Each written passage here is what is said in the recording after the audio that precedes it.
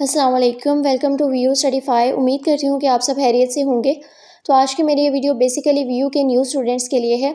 Actually new students को LMS use करने में बहुत ज़्यादा प्रॉब्लम्स फेस करनी पड़ती हैं। आप किसी जगह पर न्यू होते हो तो आप लोगों को एक कंप्लीट गाइडेंस की ज़रूरत होती है। तो आप लोगों के जितने भी क्वेश्चंस हैं, एलएमएस को यूज़ कैसे करना है, लेक्चर्स कैसे अटेंड करने हैं, हमारी अटेंडेंस कैसे मार्क होगी, क्विज़ेस, असाइनमेंट्स और जीडीबीज़ के बारे में आप लोगों की जितने भी कन्फ्यूजन्स हैं उन सबको मैं एक वीडियो में क्लियर कर दूंगी इंशाल्लाह। तो अगर आप व्यू के न्यू स्टूडेंट हैं तो आप वीडियो को एंड तक ज़रूर देखिएगा। तो सबसे पहले आप लोगों ने करना क्या है, आप लोगों ने वेब ब्राउज़र पे आके VULMS.vu.edu.pk सर्च कर लेना है। उसके बाद आप लोगों का VULMS इस तरह ओपन हो जाएगा। इस पर आप लोगों ने अपनी स्टूडेंट आईडी और पासवर्ड देना है। तो आई होप आप लोगों के पास अपनी स्टूडेंट आईडी और पासवर्ड होगा। अगर आप लोगों के पास नहीं है तो आप लोगों ने जो वीयू को अपनी जीमेल आईडी दी है ना, वो लॉगिन कर लें। और अगर आप लोगों के पास पहले से लॉगिन है तो उसकी मेल चेक करें। वहाँ पर आप लोगों को वीयू की तरफ से एक स्टूडेंट आईडी और पासवर्ड दिया होगा। तो वो स्टूडेंट आईडी और पासवर्ड आप लोगों ने यहाँ देना है। उसके बाद आप लोगों को कुछ सब्जेक्ट्स शो हो रहे होंगे। तो ये वो सब्जेक्ट्स हैं जो आप लोगों ने इस सेमेस्टर में स्टडी करने हैं। तो सब्जेक्ट जो होते हैं वो दो तरह के होते हैं। एक वो होते हैं जिनके लेक्चर्स वॉच करने से आप लोगों की अटेंडेंस मार्क होती है, और एक वो होते हैं जिनके लेक्चर्स वॉच करने से अटेंडेंस मार्क नहीं होती। तो ये आप लोगों को कैसे पता चलेगा कि कौन से लेक्चर्स जो है वो आप लोगों ने मस्ट वॉच करने हैं। तो इसे आप किसी भी सब्जेक्ट के अंदर हम लोग आ जाते हैं। यहाँ पर वीक वाइज आप लोगों को लेक्चर्स दिए गए होते हैं और आप लोगों ने वीक वाइज उन्हें वॉच करना होता है। तो अब आप लोगों को ये कैसे पता चलेगा कि आपकी इस लेक्चर की अटेंडेंस मार्क होगी या नहीं होगी। तो यहाँ पर आप लोगों को एक नोट नज़र आ रहा होगा, you have to complete a tab before you go to the next one. तो जहाँ पर आप लोगों को ये नोट नज़र आ रहा हो उसका मतलब होता है कि आप लोगों ने इस लेक्चर को वॉच करना है। साथ में एक और चीज़ होती है व्यूड और नोट व्यूड। जब आप लोगों ने लेक्चर को 25% वॉच नहीं किया होता तो ये नोट व्यूड होता है। जब आप लोग लेक्चर को 25% वॉच कर चुके होते हैं तो ये नोट व्यूड जो होता है ये व्यूड में कन्वर्ट हो जाता है। यहाँ पर ये लेक्चर 25% वॉच हो चुका है इसलिए ये व्यूड है। और यहाँ पर एक और चीज़ आप लोगों को देखने को मिलेगी, मॉडरेटेड डिस्कशन बोर्ड। तो ये क्या होता है, तो यहाँ पर जो स्टूडेंट्स होते हैं वो अपनी कन्फ्यूजन्स और क्वेश्चंस वगैरह जो होते हैं वो यहाँ पर टाइप करते हैं और जो इंस्ट्रक्टर होता है वो उसका आंसर इन्हें देता है। जैसे आप लोग देख सकते हैं यहाँ पर जो स्टूडेंट्स के क्वेश्चन हैं इंस्ट्रक्टर ने उन्हें आंसर दिया है। बाकी जब आप एक टैब को कंप्लीट कर चुके होते हैं ना, फिर आप लोग नेक्स्ट टैब पे जा सकते हैं। जैसे नेक्स्ट टैब रीडिंग है, पोस्ट असेसमेंट है। तो असेसमेंट्स और रीडिंग वगैरह पे आप लोग जा सकते हैं जब आप एक टैब को कंप्लीट कर चुके होते हैं। और असेसमेंट जो होती हैं वो दो तरह की होती हैं, post assessments and pre assessments. तो ये असेसमेंट जो होती हैं ये नॉन ग्रेडेड होती हैं। नॉन ग्रेडेड का क्या मतलब होता है कि इनके मार्क्स होते हैं वो मिड टर्म या फाइनल टर्म में ऐड नहीं होते। देन हम लोग आते हैं दूसरी तरह के सब्जेक्ट्स पे जिनकी अटेंडेंस जो है वो मार्क नहीं होती। तो यहाँ पर हम लोग किसी और सब्जेक्ट के अंदर आ जाते हैं, जहाँ जैसे ENG 101 है, इसको हम लोग ओपन कर लेते हैं इसके लेक्चर को।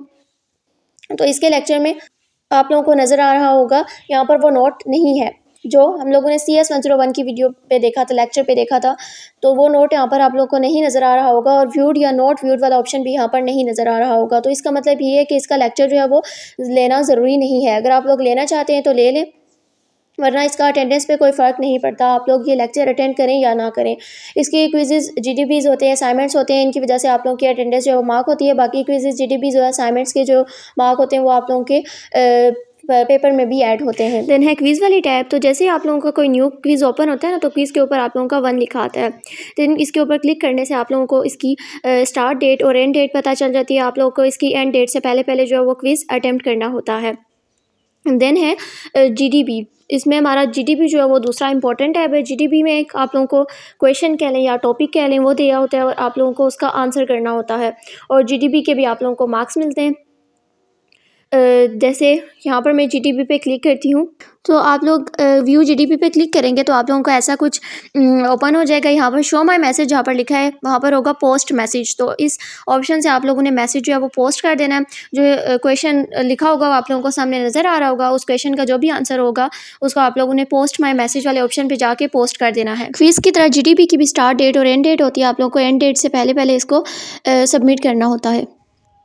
देन असाइनमेंट वाला टैब होता है। असाइनमेंट वाले टैब पे अगर आप लोगों की कोई भी असाइनमेंट आएगी तो उस पर 1 लिखा आएगा। जैसे यहाँ पर असाइनमेंट है, इसकी भी एक स्टार्ट डेट और एक एंड डेट होती है।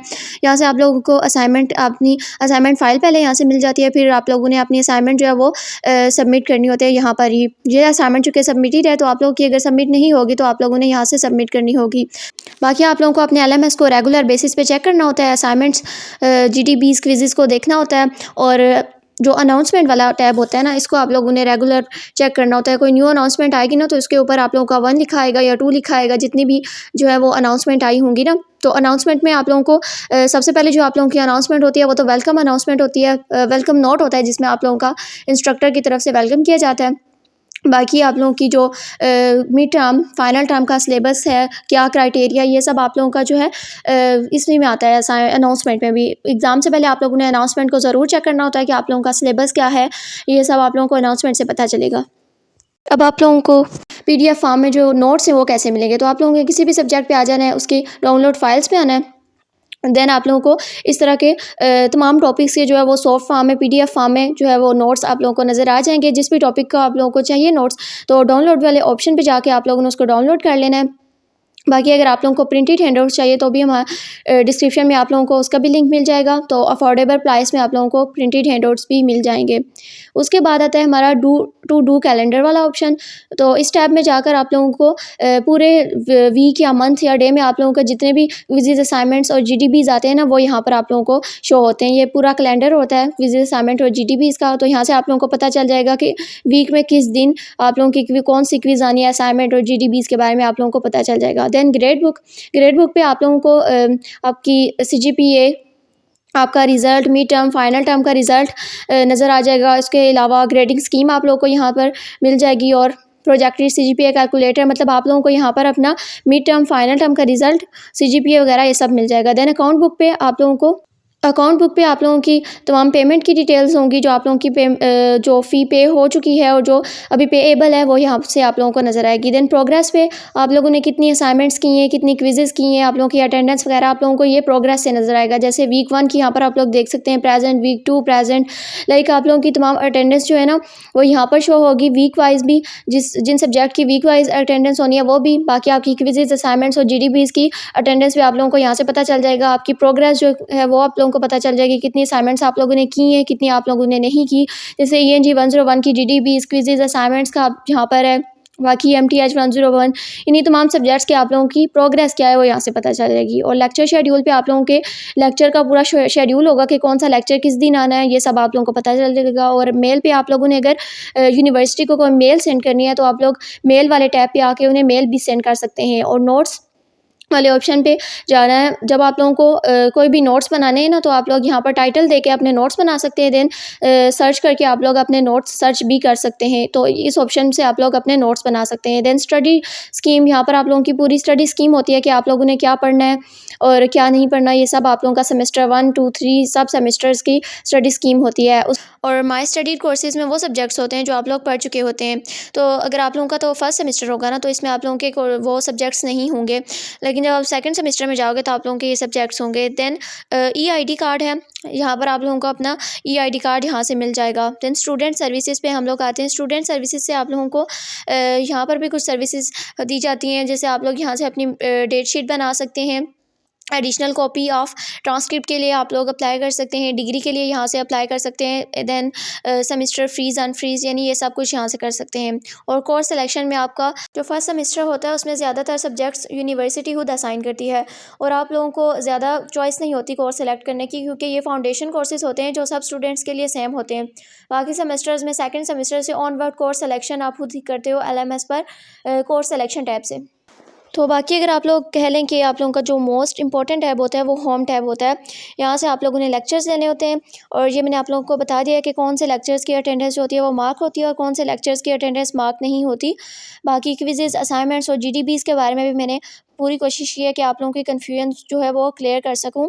होपफुली आप लोगों को LMS का इंटायर सिस्टम समझ आ गया होगा।